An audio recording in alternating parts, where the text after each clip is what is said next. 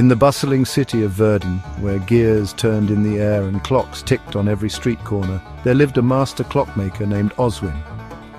He was known far and wide for crafting the most precise, intricate timepieces, clocks that could not only tell time but also shift with the mood of their owners.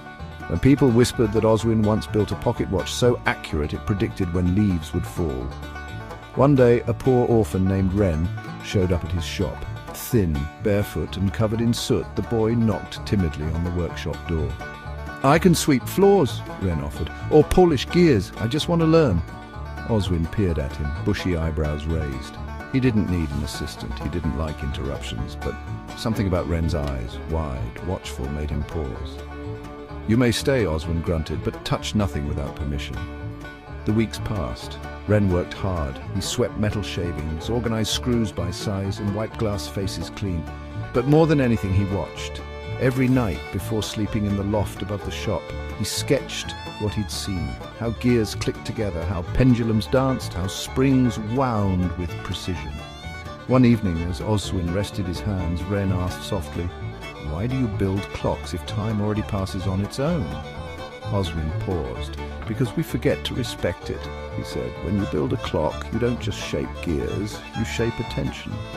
Months passed. Then, one morning, tragedy struck. Oswin's hands, once steady as silence, began to tremble. Doctors called it an articulated nerve disorder. He could no longer handle the tools that once obeyed him. "I am finished," he muttered, but Ren didn't believe it. "You taught me to see," the boy said. "Let me build for you." Oswin scoffed. "You? Build?" A child's attempt would embarrass my name. But when Ren brought out a wooden pocket watch he had crafted in secret, a crude thing, yet ticking steadily, Oswin said nothing. They began again. Ren became Oswin's hands, Oswin became Ren's mind. Together they crafted. But then came the royal commission, a grand clock for the Queen's winter palace. It had to be flawless. The whole city buzzed with the news. Oswin accepted reluctantly, but only under one condition. "No one must know I am no longer the builder."